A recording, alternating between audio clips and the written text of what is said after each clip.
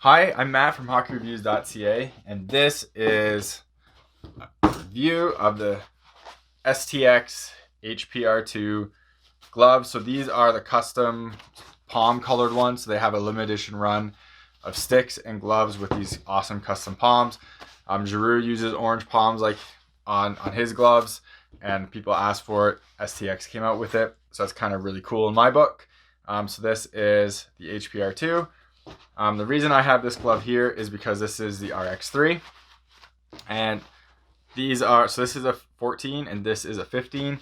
And the reason I wanted to just talk about this a little bit, I think I got like defect 15 RX3 because everyone I talk to and STX says the RX3 is the anatomical gloves, and they're tighter fitting, and these ones are the wider fitting, traditional, obviously.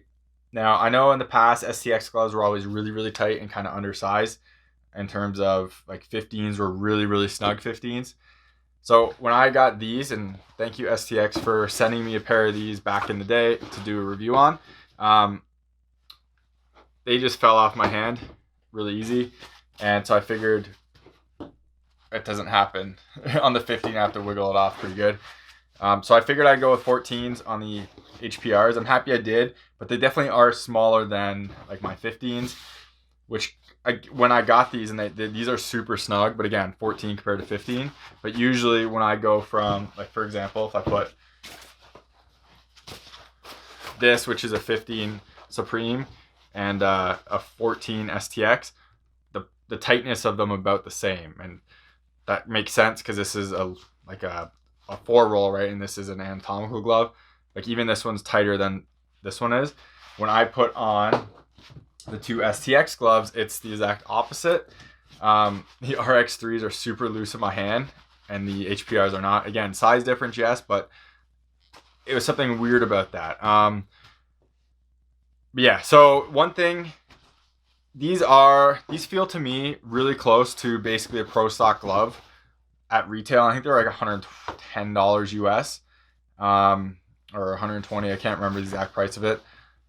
This is a phenomenal glove. This is one of my favorite gloves I have. I basically got rid of most of my retail gloves because I'm like buying cool colorway stuff like that. These aren't one of them that I'm getting rid of. The palms are phenomenal. I can't remember what material this is. I think it's AX suede. I'm not sure. Don't quote me on that.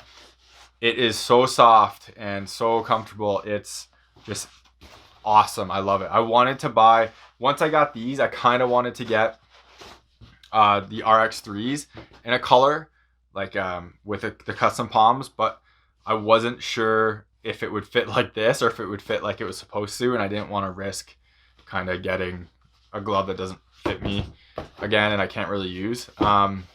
So I didn't, but this glove, everything about this glove is awesome.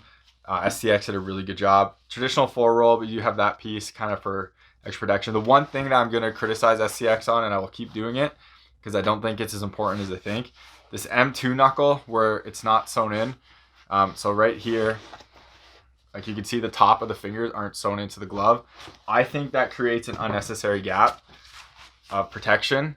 So I actually sewed these in to kind of make them fit tighter, and it is like a bit tighter fitting, but still too loose. So this one isn't, and this one is. So you can, like, I sewed parts, or did I not?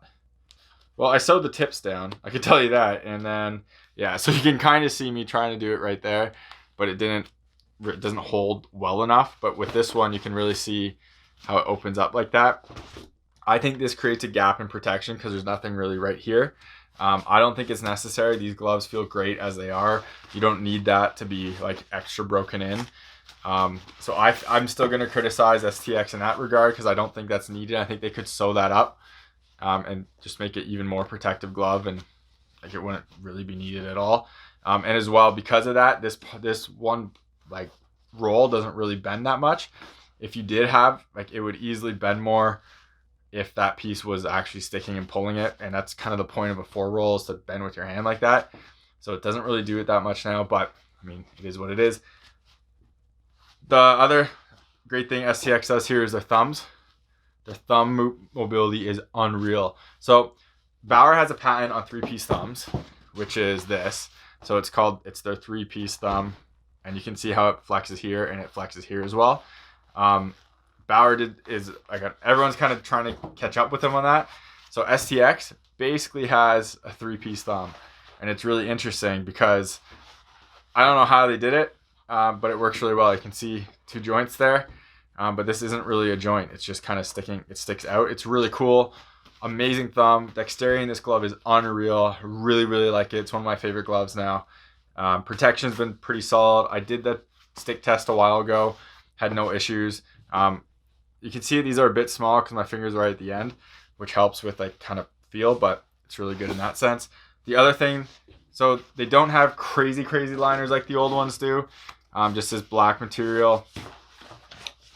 Not a really thick inner liner there either. The one thing I really like about the STX HPR2 compared to the Stallion is the use of materials. So this looks like a pro glove. You can see it's just like kind of nylon. There's a couple different types of nylons, but it doesn't have any of this crazy shiny fabric, and the texturing on the letters is much more pronounced than this one.